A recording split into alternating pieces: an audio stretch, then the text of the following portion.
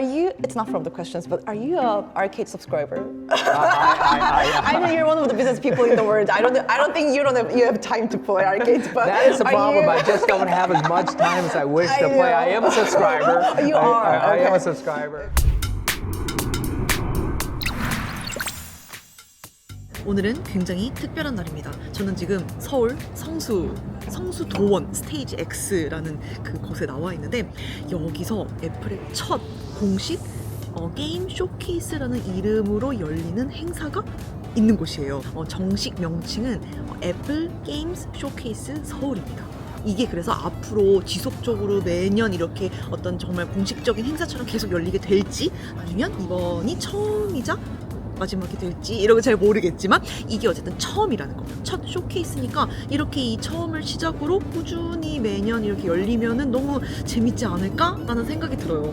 또 게임을 좋아하고 애플 아케이드를 오랫동안 구독을 해온 구독자 입장으로서도 이런 게임 행사가 애플이 주최하는 이런 행사가 있는 게 재밌는 것 같습니다. 그것보다도 더 특별한 거는 오늘 Your, Good. your, Well, you the look really energy is good. important. Okay, Yes. I'll try my best. Yes. 굉장히 설레고 떨리고 좀 뭐 여러 가지로 흥분되기도 하고 그렇습니다. Hello. Hello, how are you? I'm fine. How are you? Excited to be here. Have you visited here before? Is it your first time, Korea? No, it's not my first time, but it's been a while. It's been a while. Yeah, too long, but I'm so excited to be here. Welcome to And what a Korea. great place to be in It Korea is, right it now at the is. showcase. Yes, welcome to Korea. Thank you. Yeah. Thank you. We are here in Seongsu for a very special event, Apple Gaming Showcase, which is first officially.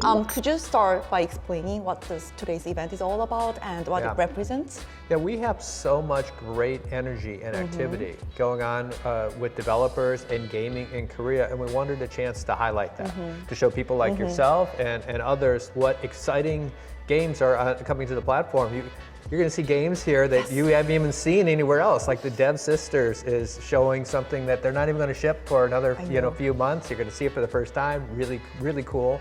You're going to see incredible graphics like by Enzoy that just was going to blow you away. And we're just excited about this, so we wanted to share it. Since the A17 Pro chip, GPU performance and the hardware-based ray tracing have been key highlights. Yeah. In the very near future, can we expect the iPhone to continue moving towards to a console-level gaming platform?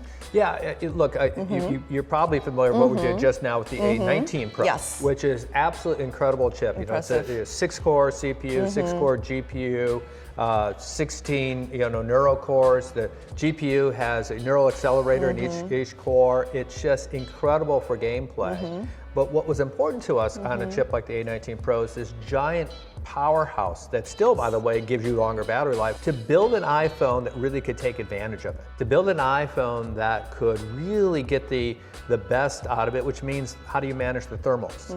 You know, and so that was the whole reason. We actually changed the design of the iPhone to move to an aluminum enclosure, which allows us to spread the heat better. Yes. To build a vapor chamber, which is a laser welded to this chassis. And what that does is it has a small amount of liquid in it that allows you to move the heat away from the hot spots and dissipate it through the product. So what's really nice about that allows the chip to sustain really high performance for a long time, and it doesn't feel hot in your hand. No, So it's not at all. this really great combination. It's really driven by the needs for high performance compute especially for things like gaming. We have seen AAA titles like Resident Evil Village, which is one of my favorite, and No Yeah. Man's Sky and Death Stranding come Yeah. to Apple devices. Yeah. But still, we feel that the overall lineups of AAA titles remains limited. Should we expect to see more of big-named titles or even new games coming to iPhone, iPad, or Mac? For one, is iPhone, remember, is the biggest gaming platform in the world. Yes. Right, so it is huge for gaming. And as I just mentioned, some of the performance improvements we made here makes this, continues to be the best high-speed mobile game product, right? It's the iPhone. And of course, we want to leverage that same strength across our other products. One of the things that a lot of people don't realize is before we started to move to Apple Silicon, just quite honestly, there weren't enough high-performance Macs to provide a big enough target for developers. Once we moved to Apple Silicon, every Mac became a great gaming-capable product.